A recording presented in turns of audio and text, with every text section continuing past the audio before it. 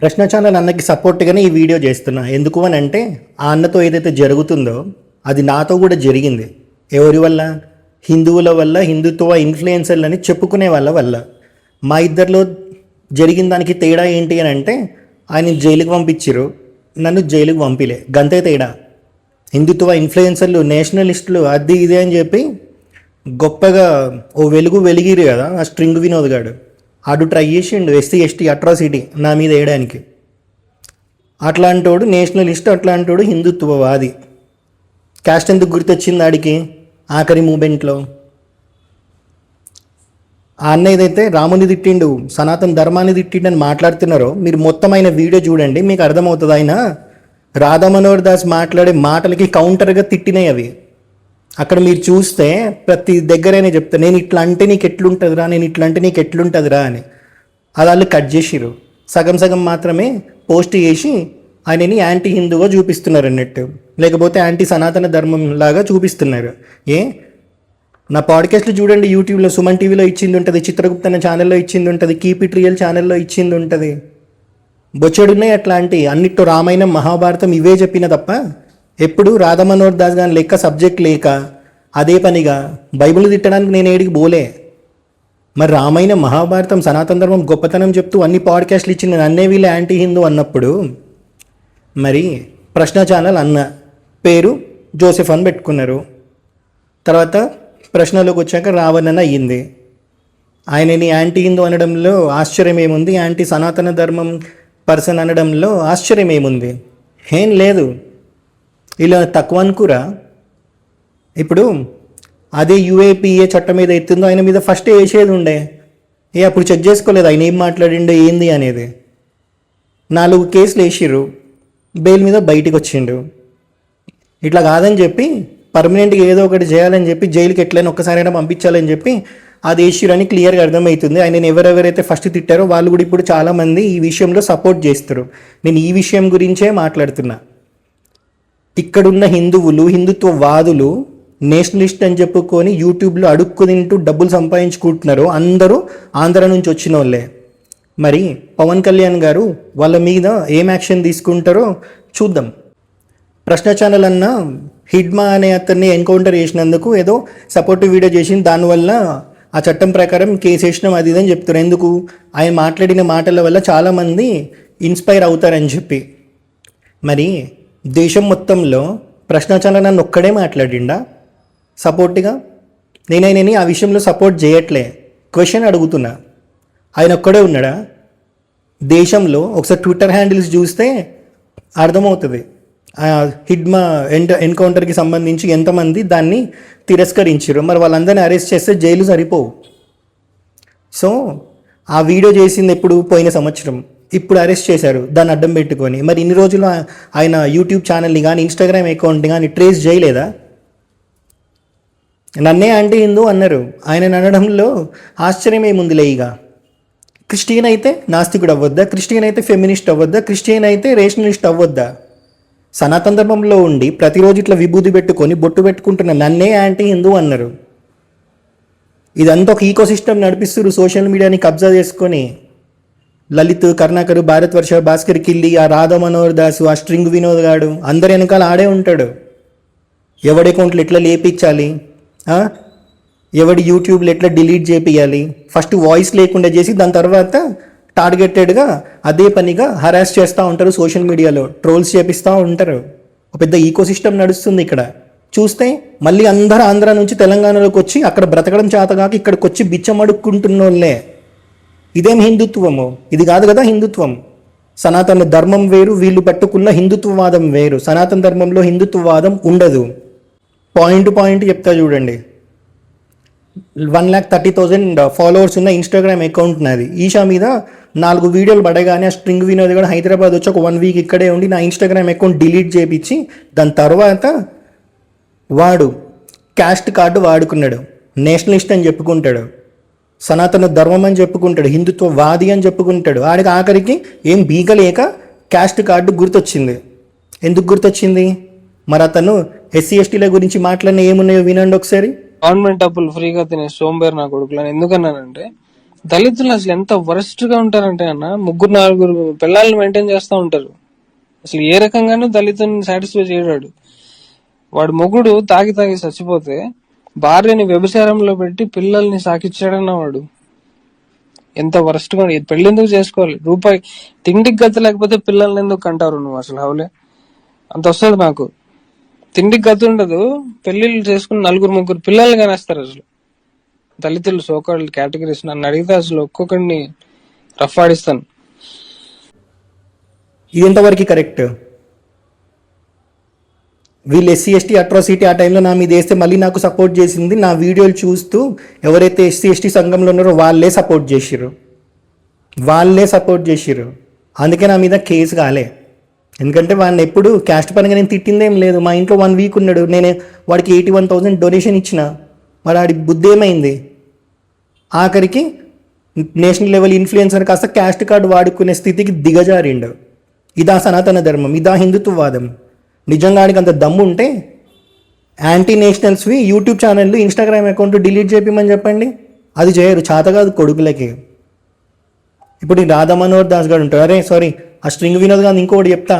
కరుంగలిమాల scam, ఆడికి పెళ్లి కాలే పాడగాలే, యజ్ఞం చేసిండు, బొచ్చడు డబ్బులు సంపాదించుకున్నాడు యజ్ఞం పేరు మీద. పెళ్లిగానోడు యజ్ఞం మీద ఎట్లా కూర్చుంటాడు? ఏ అర్హత ఉందా ఆడికి యజ్ఞంలో కూర్చోడానికి, హవిస్ చేయడానికి? శాస్త్రం కనబడట్లేదా అక్కడ? ఇది చూడండి, 5-6 సంవత్సరాల క్రితం భగవద్గీత యూనివర్సిటీ అని ఆడి ఫోటో పెట్టుకొని 4 కోట్లు ఫండింగ్ వసూలు చేసిండు. ఈ స్క్రీన్ షాట్ దొరికినప్పటికీ 11,53,000 వచ్చినాయి. ఎక్కడ పోయినాయి డబ్బులు? హిందుత్వవాదం పేరు మీద డబ్బులు అడుక్కు తింటూ చేయడానికి ఇంకో పని చేతగాక డబ్బులు సంపాదించుకోవడమేనా హిందుత్వం? ఇదా సనాతన ధర్మం? ప్రశ్నరావణ్ అన్న ఎప్పుడు ఇట్లాంటివన్నీ చేయలేదే. ఇప్పుడు రాధా మనోహర్ దాస్ది తీసుకుంటే అదే పనిగా నోటికొచ్చినట్టు బైబిల్ని తిడుతూ ఉంటాడు, మేరీ మాతను తిడుతూ ఉంటాడు, జీసస్ని తిడుతూ ఉంటాడు. ఇంకో పని లేదా? రామాయణ మహాభారతాలు రావా? సన్యాసే కదా, సత్యందు న్యాసం చేయొచ్చు కదా. తను మొత్తం తన తనువు మనస్సు అంతా చిత్తం ఆ సత్తు మీద పెట్టొచ్చు కదా. ఎందుకు పెట్టాడు? ఎందుకంటే అవి ఎట్లుంటాయో తెలియదు, దాని మీద మనసు లగ్నం అవ్వాలంటే ఏం చేయాలో తెలియదు. బ్రతుకు సాగించుకోవడానికి సన్యాసి భిక్షం అడుక్కోవాలి, కానీ ఇతను బైబిల్ని తిడుతూ భిక్షం అడుక్కుంటుండు. ఇది ఎక్కడ సనాతన ధర్మం? ఇప్పుడు ప్రశ్న ఛానల్ అన్న హిడ్మా అనే అతనికి సపోర్ట్ చేస్తూ ఒక వీడియో చేసిండో, దానివల్ల చాలామంది దేశంలో ఇన్స్పైర్ అయిపోయి వాళ్ళు ఆ మావోయిస్ట్ లాగా తయారవుతారని ఏదో అనుకుంటున్నారు. మరి సనాతన ధర్మంని రిప్రజెంట్ చేస్తున్నా అని చెప్తూ సన్యాసిలాగుండి అదే పనిగా బైబిల్ని, జీసస్ని, మేరీమాతని, పక్క మతాలని, ముస్లిమ్స్ని తిడతా ఉంటే హిందువులు అవే ఆలోచనలు మైండ్లో పెట్టుకొని మతోన్మాదుల్లాగా తయారవుతారు. యూత్ మొత్తం ఖరాబ్ అయ్యారు వీళ్ళ వల్ల. ఒకసారి ఇన్స్టాగ్రామ్ హ్యాండిల్స్ చూడండి, మొహాలు చూపెట్టుకోవడానికి ధైర్యం ఉండదు. అదే పనిగా పక్క మతాలని తిడతా ఉంటారు. జీసస్ క్రైస్ట్ని గలీజ్గా తిడతా ఉంటాడు. మరి నేను ప్రూఫ్ పెట్టినా అప్పటికైనా ఆగాడవాడు? ఆగట్లేదు. భవిష్య పురాణంలో జీసస్ గురించి ఉంది. జీసస్ శరీరం వదిలేసిన 78 సంవత్సరాలకి విక్రమాదిత్యుడి వంశంలో వచ్చిన శాలివాహనుడికి దర్శనం ఇచ్చినట్టు అక్కడ ఆయన చెప్తారు, ఎవడవి నువ్వు అని చెప్పి శాలివాహనుడు అడిగితే ఆయన చెప్తారు, నేను కన్యగర్భ సంజాతుణ్ణి, ఎప్పుడు సత్యమునందే ప్రవర్తిస్తుంటా, మ్లేచ్ఛ భూమిలో పుట్టినా అని చెప్తాడు అన్నట్టు. పుట్టుక ఎవరికి మ్యాటర్ కాదు ఇక్కడ.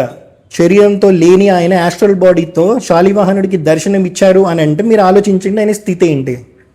మరి ఇప్పుడు ఇదే తీసుకుంటే సనాతన ధర్మంలో అందరికీ గోత్రం ఉంటుంది కదా, అందులో మీకు తెలిస్తే సత్యగామ జాబాల ఆ కథ వింటే మీకు అర్థమవుతుంది. సత్యగామ ఎవరికి పుట్టారో తెలీదు, తల్లి మాత్రమే ఉంటుంది. కానీ గౌతమ మహర్షి దగ్గరికి వెళ్తారు ఆయన దగ్గర శిష్యుడు అవ్వడానికి. మరి మినిమం ఫస్ట్ చేయాల్సిన సంస్కారం ఏంటిది? యజ్ఞోపవీతం వేయాలి, ఉపనయన సంస్కారం చేయాలి. కాబట్టి నీకు గోత్రం ఏంటి అని అడిగితే గోత్రం తెలియదు. ఇంటికి పోయి కనుక్కొని వస్తా అని చెప్పి వాళ్ళ అమ్మ దగ్గరికి పోతే వాళ్ళ అమ్మ చెప్తుంది, నేను వేశ్యని కదా, నువ్వు ఎవరికి పుట్టావో కరెక్ట్గా నాకు కూడా తెలీదు, కాబట్టి నా పేరే గోత్రంలాగా చెప్పు అని చెప్పి. సత్యగామ అదే చెప్తాడు. తాను సత్యం మీద నించున్నాడని చెప్పి గౌతమ మహర్షి గమనించి ఆయనని శిష్యుని చేసుకుంటూ రూపాయి సంస్కారం చేస్తారు. వాళ్ళ అమ్మ పేరుతోనే గోత్రం ఉంది. మరి పుట్టుక ఇంపార్టెంటా, పుట్టినాక నువ్వేంటి అనేది ఇంపార్టెంటా, చచ్చిపోయేటప్పుడు నువ్వు ఏంటి అనేది ఇంపార్టెంట్. అంతే కదా అక్కడ జీసస్ది కూడా భవిష్య పురాణంలో చెప్పింది ఎవరు? భవిష్య పురాణానికి ప్రమాణం ఇచ్చింది కంచి పరమాచార్య. 87 years ఆయన కంచి కామకోటి పీఠానికి పీఠాధిపతి. ఇక్కడ చూడండి శ్రీముఖం, ఇది ఆథెంటిక్ సోర్స్. ఇంకా ఇన్ని ప్రూఫ్లు పెట్టినాక వీడు ఎందుకు వాళ్ళని తిట్టాలి? సరే, వేసుకున్న బట్టలు ఇస్కాన్వే కదా, మరి ఇస్కాన్ బుక్కుల్లో జీసస్ క్రైస్ట్ని కృష్ణుడు కొడుకు అని చెప్తారు. ఈ ప్రూఫ్ కూడా పెట్టినారే, నువ్వు ఫాలో అయ్యే సంస్థల్లోనే జీసస్ క్రైస్ట్ని కృష్ణుడు కొడుకు అని చెప్తారు. క్వశ్చన్ చేయరా పోయి చర్చిల ముందు నించోవడం ఎందుకు అని చెప్పి పోతాడుగా ఇస్కాన్కి, బంజారాయిల్స్ గోల్డెన్ టెంపుల్కి. మరి అక్కడికి పోయి ఎందుకు ధర్నా చేయడు? అక్కడికి పోయి ఇది ఏంది ఇది మార్చమని చెప్పి ఎందుకు అడగాడు? కళ్ళు కనిపిస్తలేవా? ఎన్నిసార్లు పెట్టినో నేను రిప్లై వీడియోస్లో, ఎందుకు అడగడు? అది క్వశ్చన్ చేస్తే ఇస్కాన్ నుంచి వెళ్ళగొడతారు, అది క్వశ్చన్ చేస్తే ఇస్కాన్ వల్ల వీడి మీద కేసు వేస్తారు. ఇక్కడ ప్రూఫ్ ఉంది కదా, నేను ఫాలో అయ్యే సంస్థనే, అది స్థాపించిన ఆయన శ్రీల ప్రభుపాదనే జీసస్ గురించి అంత గొప్పగా రాసినప్పుడు నేను ఎందుకు దాన్ని తిట్టాలి అని ఒకసారి ఆలోచన ఉండదు. ఎందుకు ఉండదంటే బైబిల్ని తిట్టకపోతే వీడికి ఫుడ్ లేదు కాబట్టి, బైబిల్ని తిట్టకపోతే ఈయన స్టేజ్ మీదకి ఎవడు పిలవడు కాబట్టి, బైబిల్ని తిట్టకపోతే ఇంటర్వ్యూలకు ఎవడు పిలిచి డబ్బులు ఇయ్యడు కాబట్టి. ఇది కాదు సన్యాసి లక్షణం. ఇట్లాంటి వాళ్ళ వల్ల అసలు సత్యంది ఎవడైతే న్యాసం చేసిండో వాడికి ప్రాబ్లం, ఆ సన్యాసులకి ప్రాబ్లం, కాషాయం ఎవరైతే ధరిస్తారో వాళ్ళకి ప్రాబ్లం జరుగుతుంది. వీళ్ళని ఇన్స్పిరేషన్ లాగా తీసుకొని బయట యూత్ అదే పనిగా అడ్డమైన కామెంట్లు పెడుతున్నారు. ఇది 2 సైడ్లు నడుస్తుంది. క్రిస్టియన్స్ తిడుతురు, వీళ్ళు తిడుతురు, క్రిస్టియన్స్ తిడుతురు, వీళ్ళు తిడుతురు. కానీ సమాధానం ఇచ్చేటోడు ఎవడు ఇక్కడ? వీడు పట్టుకొని క్వశ్చన్ చేస్తాడు, వాళ్ళకు ఒకటే బైబిల్. కానీ సనాతన ధర్మంలో వేదాలు, ఉపనిషత్తులు, పురాణాలు, ఇతిహాసాలు, భగవద్గీత, ఈ బ్రహ్మసూత్రాలు ఎన్నున్నాయి. 4 పురాణాలు ఎతకాల్సింది ఒక పురాణంలో ఎతికి ఇంత సెంటెన్స్ పట్టుకొని దాంట్లో బూతులు ఎతుకుతున్నారు వాళ్ళు. ప్రతి ఒక్కడికి పర్సనల్ ఉంటుంది. ఇప్పుడు ఎందుకు గెలుగుతున్నారు ప్రతిదీ? మరి రాధా మనోహర్ దాస్ లేవా వీడియోలు? ఒక అమ్మాయిని అండ్ డైలాగ్ చెప్పమని చెప్పి ఇది లేదా తీయమంటారా బయటికి? ఆల్రెడీ బొచ్చడిసార్లు తీసిపెట్టిన, మళ్ళా తీస్తా. ఫీలింగ్ అది నా క్వశ్చన్. ఎందుకంటే గ్యాప్ చాలా ఉంది కదా. నీ ఏజ్ ఎంత? 24. నేను I don't know. రాయి నా మీద 30. ప్లస్ 30. 60. 60 కాదే బాబు, ప్లస్ అంటే డబల్ కాదే. 40 ప్లస్. ఏం చెప్పాలి? నేను చెప్పరా? I love you.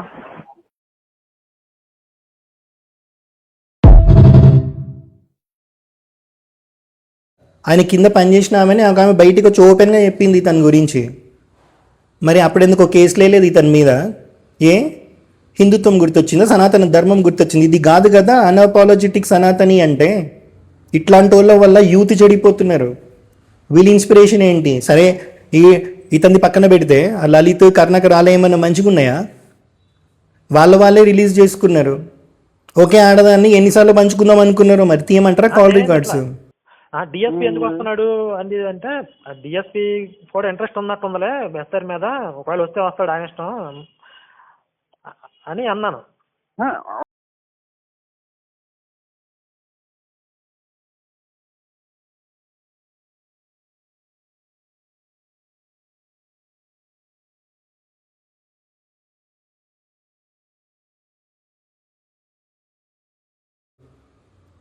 ఎవడు బయట పెట్టలే, ఆళ్ళాలు కొట్టుకొని ఆళ్ళే బయట పెట్టుకొని ఆళ్ళ పరు వాళ్ళే తీసుకొని మళ్ళీ ఏకమయ్యారు డబ్బులు సంపాదించుకోవడానికి హిందుత్వం పేరు మీద.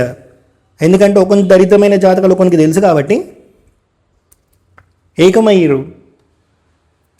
దోచుకుంటే కలిసి దోచుకుందాం అని చెప్పి చూసుకోండి. ప్రతి వీడియోలో అడుక్కుంటారు.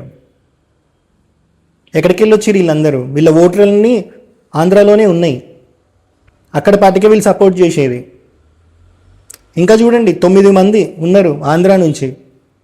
ఇక్కడ డబ్బులు వసూలు చేసి 100 కోట్లు ఆంధ్రాలో చంద్రబాబు నాయుడు గారితో మాట్లాడి ఒక అవధూత అంట, పేర్లేని అవధూత మరి, అక్కడ ఒక దత్తాత్రేయ స్వామి విగ్రహం పెట్టి 25 ఎకరాలు తీసుకొని ఎట్లనో అట్లా ఫస్ట్ 10 కోట్లు ఫండింగ్ తీసుకొని దాని తర్వాత 90 కోట్లు గుడి మీద సంపాదించుకొని లైఫ్ సెటిల్ చేద్దాం అనుకురు. ఒకటే పాయింట్, మనం యూట్యూబ్ లోకి వెళ్ళి మాట్లాడుకుందామా లేకపోతే సామరస్యంగా నిజాయితీగా మాట్లాడుకుందామా?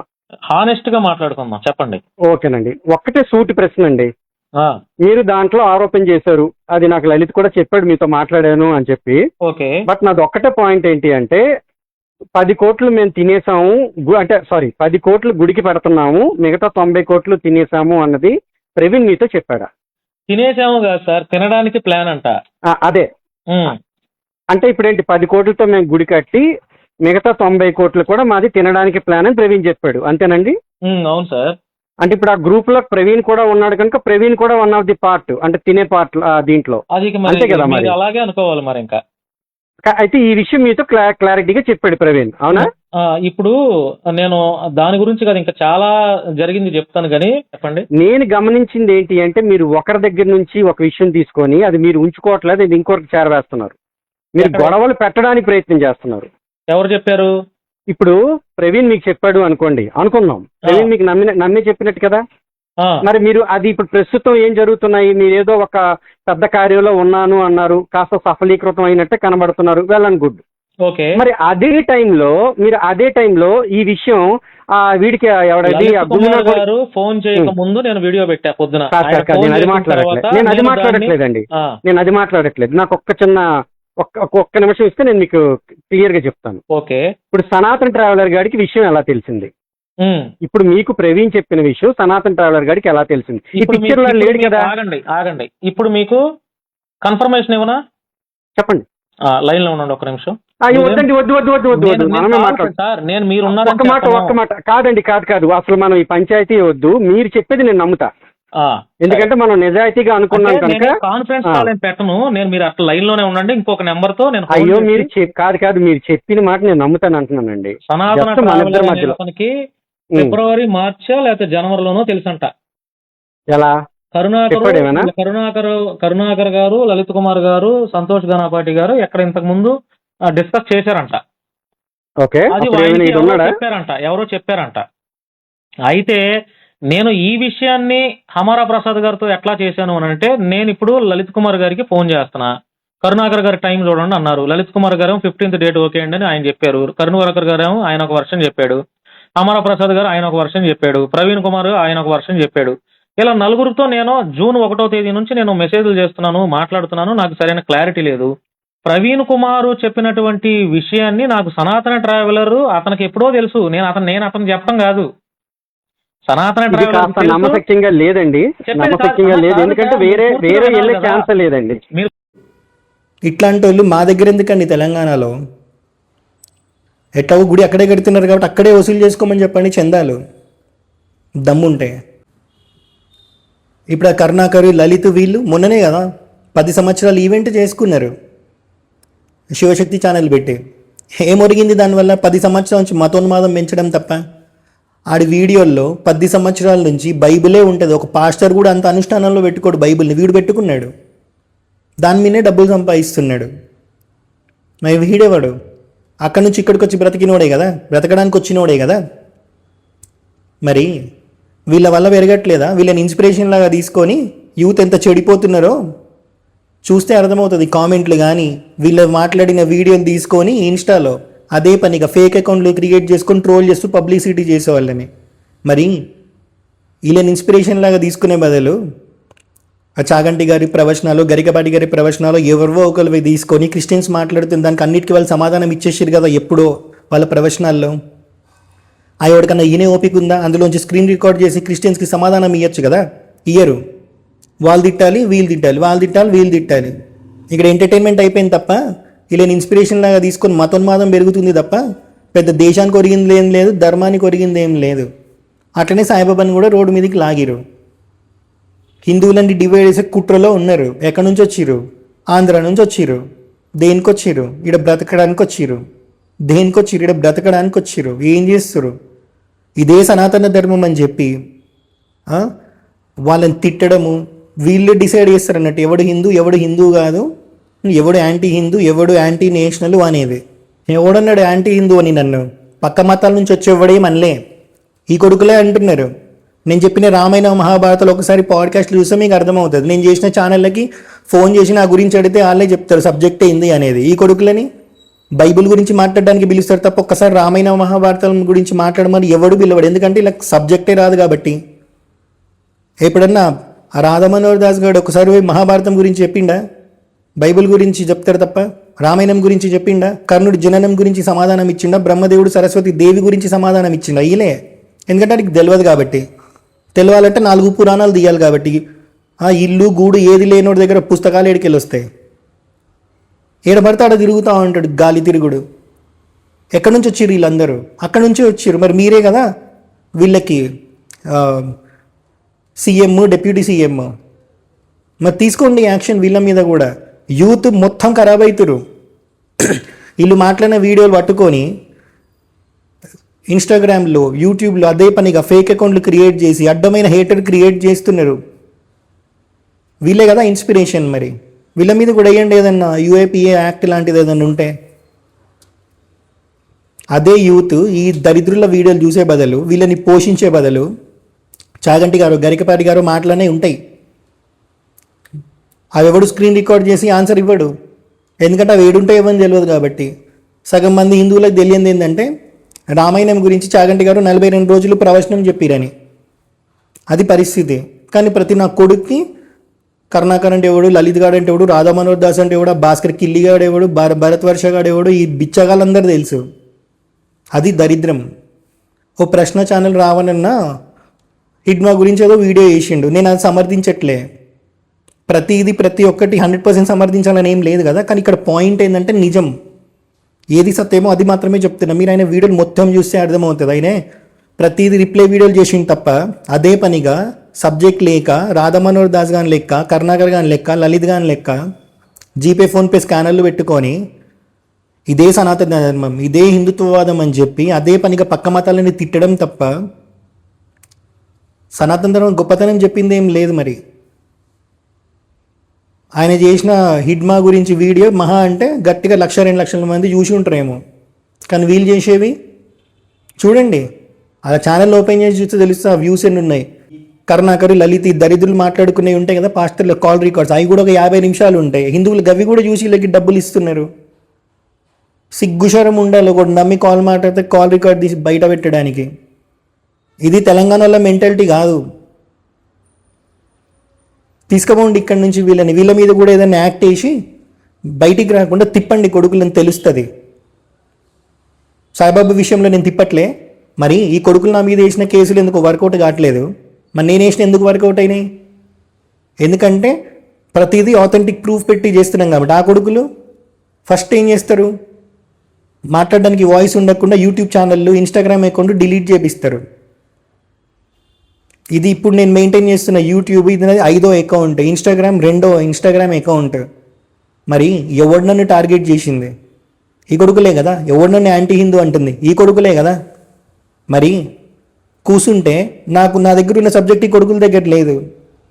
అది అలా దరిద్రం. అది సనాతన ధర్మానికి పట్టిన దరిద్రం. ప్రశ్న ఛానల్ అన్నతో కంపేర్ చేస్తే వీళ్ళని 10 times జైలు ఎక్కువసేపు పెట్టచ్చు. అంత దరిద్రం స్ప్రెడ్ చేసిర్రు సోషల్ మీడియాలో. మొత్తం కబ్జా చేసుకొని పడేసిర్రు. ఎవరి మీద యాక్షన్ తీసుకుంటారో ఇప్పుడు మీరే డిసైడ్ చేసుకోండి. నేను మళ్ళీ చెప్తున్నా, ప్రశ్న ఛానల్ అతని మీద నేను కూడా వీడియోలు చేసిన. ఆయన మాట్లాడినవి కొన్ని నచ్చక. కానీ ఆయన నా మీద అడ్వాంటేజ్ తీసుకోలే. ఇదే హిందువులు, ఇదే హిందుత్వవాదంతో నన్ను టార్గెట్ చేసి యాంటీ హిందూ అని చెప్పి టార్గెటెడ్గా ట్రోలింగ్ అవి చేస్తుంటే, సోషల్ మీడియాలో హెరాస్ చేస్తుంటే ఆయన ప్లాట్ఫామ్ ఇచ్చాడు నాకు. ఇక్కడికి వచ్చి ఓపెన్ అవ్వు, మా దాంట్లో ఇట్లా టార్గెటెడ్ హెరాస్మెంట్ లాంటిది ఉండదు, ఫస్ట్ టైం చూస్తున్నా మీ వాళ్ళే నిన్ను టార్గెట్ చేయడం ఏంది, నువ్వు అన్ని రిఫరెన్స్ పెట్టి చెప్తుంటావు కదా అన్నాడు అన్నట్టు. మరి వీళ్ళందరూ హిందువులే నన్ను టార్గెట్ చేసినప్పుడు క్రిస్టియన్ అయినా జోసెఫ్ ఆ రావణ్ అన్న, మరి అతను నా మీద అడ్వాంటేజ్ తీసుకోవచ్చు కదా. మరి నేను అతని మీద వీడియోలు చేసినప్పుడు తీసుకోలే. ఆయనతో ఏదైతే ఇంటర్వ్యూ ఇచ్చానో దాని మీద కూడా బడిగడిచిరు దరిద్రులు. ఇవ్వనికన్నా జీలో దమ్ము ఉంటే ప్రశ్న ఛానల్లో నా పాడ్కాస్ట్లు చూసి నేను ఎక్కడైనా శాస్త్రపరంగా తప్పు మాట్లాడుంటే తీయమని చెప్పండి బయటికి. తీయరు, కొడుకులకు సబ్జెక్ట్ లేదు, కానీ బిట్లు బిట్లు కట్ చేయాలి. రాత్రిపూట బిట్లు చూసుకునే ఎదవలు వీళ్ళు. అందుకే ప్రతిదీ బిట్లు బిట్లు బిట్లు బిట్లు కట్ చేస్తారు. ఇక్కడ నన్ను ఇట్లనే హరాస్ చేస్తుంటే, ఇట్లనే ట్రోల్ చేస్తుంటే యాంటీ హిందూ అని చెప్పి ప్రశ్న ఛానల్ దగ్గరికి పోయి ఓపెన్ అవ్వమని చెప్పింది కూడా హిందువుల్లో ఉన్న వాళ్ళే. ఇక్కడున్న జర్నలిస్టులకు కూడా తెలిసిన అక్కడికి పోయి ఏం మాట్లాడినో, ఇక్కడ వీళ్ళు క్రియేట్ చేసిన పెంట ఏంటో. అందుకే చెప్తున్నా, ఆ అన్నతో ఏది జరిగిందో నాతో అదే జరిగింది. తేడా ఏంటంటే ఆయన జైలుకి పంపించారు, నావి యూట్యూబ్ ఇన్స్టాగ్రామ్ డిలీట్ చేపించి కేసులు వేద్దామని ట్రై చేస్తే వర్కౌట్ కాలే, గంతే తేడా. అందుకే చెప్తున్నా, ఇప్పుడున్న టైంలో ఇప్పుడున్న సిచ్యువేషన్కి నేను ఆయనకే సపోర్ట్ చేస్తా. ఎందుకంటే నేను అదంతా ఫేస్ చేసి వచ్చినా కాబట్టి ఆ సిచ్యువేషన్ ఎట్లుంటుందో నాకు తెలుసు కాబట్టి. మీరందరూ ప్రశ్న ఛానల్ అన్నని యాంటీ హిందూ అంటున్నారు. ఆయన వైఫ్ బొట్టు పెట్టుకుంటుంది, నల్ల పూసలు వేసుకుంటుంది. మళ్ళీ నిజంగా ఆయన యాంటీ హిందూ అయితే, నిజంగా నాస్తికుడే అయితే ఆయన ఇంట్లో వాళ్ళని కూడా మార్చుకోవచ్చు కదా. ఎప్పుడైనా టైం ఫోర్స్ చేయలేదే. నాకు తెలుసు అన్న గురించి, నేను కలిసిన దాదాపు ఒక 4-5 అవర్స్ ఆయనతో స్పెండ్ చేసిన. ఆ అన్న వాళ్ళ ఇంట్లో వాళ్ళు టెంపుల్కి వెళ్ళినప్పుడు 1 or 2 times నాకు ఫొటోస్ కూడా పంపించారు. ఆ అన్న కూడా నాతో చేసిన పాడ్కాస్ట్లోనే చెప్పారు ఆయనకు శివుడు అంటే చాలా ఇష్టం. చాగంటి గారు చాలా గొప్ప ఎలివేషన్ ఇస్తారు శివుడికి, అది నాకు మస్తు ఇష్టము, శివుడు యూనివర్సల్ గాడ్ అని చెప్పి అన్నారు అన్నట్టు. సో మీరు ఆయన గురించి మాట్లాడాలని అంటే ఆయన వీడియోని మొత్తం చూడండి, ఏ పాయింట్ ఆఫ్ వ్యూలో మాట్లాడిండో, ఎవరికి రిప్లై ఇవ్వడానికి మాట్లాడినప్పుడు మీకు అర్థమవుతుంది.